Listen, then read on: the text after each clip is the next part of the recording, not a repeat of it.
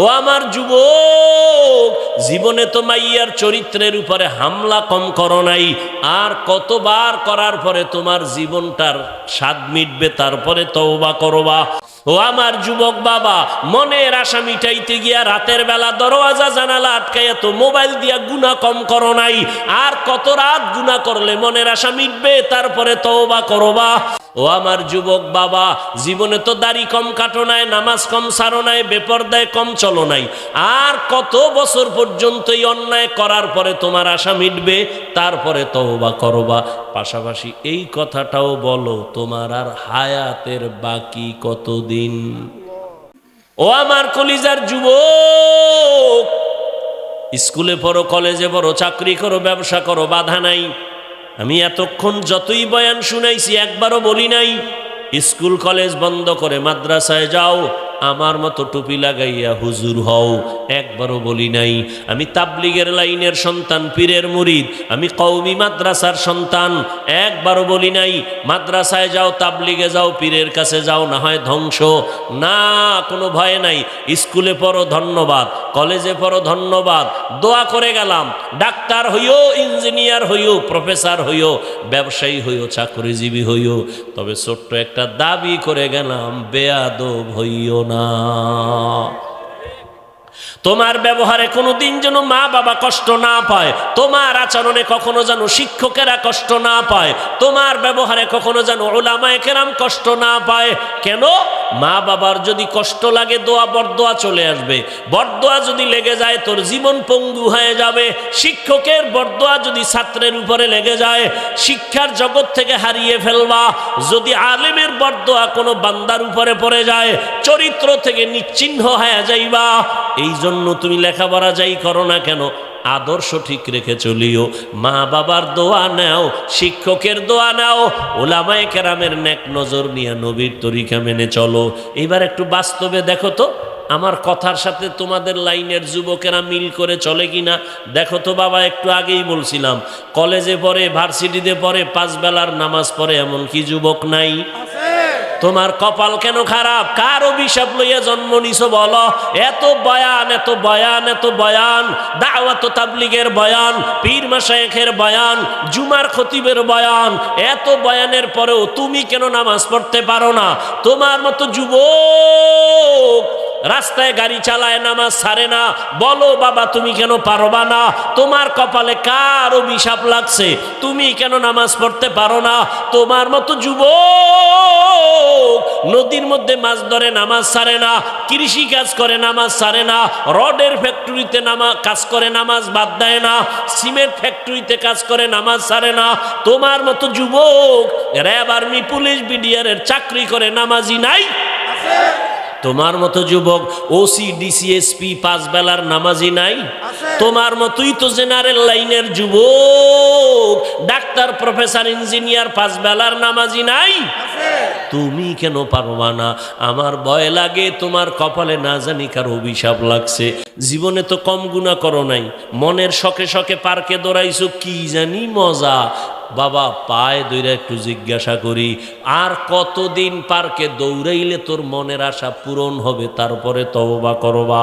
ও আমার যুবক বাবা, মনের আশা মিটাইতে গিয়া রাতের বেলা দরওয়াজা জানালা আটকাইয়া তো মোবাইল দিয়া গুনাহ কম করো নাই, আর কত রাত গুনাহ করলে মনের আশা মিটবে, তারপরে তওবা করবা? ও আমার যুবক, জীবনে তো মাইয়ার চরিত্রের উপরে হামলা কম করো নাই, আর কতবার করার পরে তোমার জীবনটার স্বাদ মিটবে, তারপরে তওবা করবা? ও আমার যুবক বাবা, জীবনে তো দাড়ি কম কাটো নাই, নামাজ কম সারো নাই, বেপরদায় কম চলো নাই, আর কত বছর পর্যন্ত এই অন্যায় করার পরে তোমার আশা মিটবে, তারপরে তওবা করবা? পাশাপাশি এই কথাটাও বলো, তোমার আর হায়াতের বাকি কতদিন? মহামারী করোনায় কত যুবকের লাশ কবরে রাখলাম, ছাত্র জনতার বৈষম্য বিরোধী আন্দোলনে কত তাজা তাজা যুবকের প্রাণ চলে গেল, ডেঙ্গুতে কত প্রাণ কেড়ে নিল। এমন একটা দিন নাই, রাত্র নাই, যুবকের লাশের খবর নাই। পানির নিচে যুবকের লাশ, গাড়ির নিচে যুবকের লাশ, ঘুমের বিছানায় যুবকের লাশ। কয়দিন আর হায়াত তোমার বাকি? তুমি সুস্থ মনে করছো এত তাড়াতাড়ি মরবা না। দেখো না, আমি তো দেখছি ডাক্তার বইলা দিছে অসুস্থ রোগী, যা মনে চায় খাওয়াও বাঁচবে না, কিন্তু সেই অসুস্থ রোগীটা লাঠি হাতে নিয়ে এখনো হাঁটে, তার চোখের সামনে তার ছোট সুস্থ ভাই মরে গেছে। ও আল্লাহর বান্দারা, হেদায়াতের মালিক আমার আল্লাহ, ও এলাকার মা বোনেরা, মাইকের আওয়াজ শুনতেছেন, এতক্ষণ আপনাদের সন্তানদের জন্য কলিজা ভরিয়া দোয়া করলাম, বয়ান করলাম, যত আবদার করলাম, একবারও কিন্তু আপনাদের ব্যাপারে কোনো উল্টা মন্তব্য করি নাই রে মা। এই সন্তানগুলোকে ডাক্তার বানাবেন, ইঞ্জিনিয়ার বানাবেন, প্রফেসর বানাবেন, আদবওয়ালা বানাইয়েন, বেয়াদব যেন না হয়। আর এগুলোর জন্য আপনি মায়ের দোয়া লাগবে, মায়ের অবদান লাগবে, না হয় সম্ভব না। কারণ গাছ ভালো হলে ফল ভালো হবে, মায়ের আদর্শ ভালো হলেই তো সন্তান ভালো হবে। এই দুনিয়ায় যত ভালো ভালো সন্তান আসছে সব হলো মায়ের অবদান। আমার বলার সময় হাতে নাই, মায়ের কারণেই সব সন্তান ভালো। এসপি সাহেবের ব্যবহার ভালো, খোঁজ নিয়ে দেখেন তার মা ভালো। ডিসি সাহেবের ব্যবহার ভালো, খবর নিয়ে দেখেন তার মায়ের আদর্শ ভালো। একজন মেম্বারের আদর্শ ভালো, খোঁজ নিয়ে দেখবেন মায়ের আচরণ ভালো। একজন ডাক্তারের ব্যবহার ভালো, খবর নিয়ে দেখবেন তার মায়ের আদর্শ ভালো। মায়ের আদর্শের কারণেই সন্তান ভালো হয়। ও পর্দার আড়ালের আম্মা জানেরা, আপনাদের এত মর্যাদা সম্মান, আপনারা নবীদের মা, সাহাবায়ে কেরামদের মায়ের মতো মা।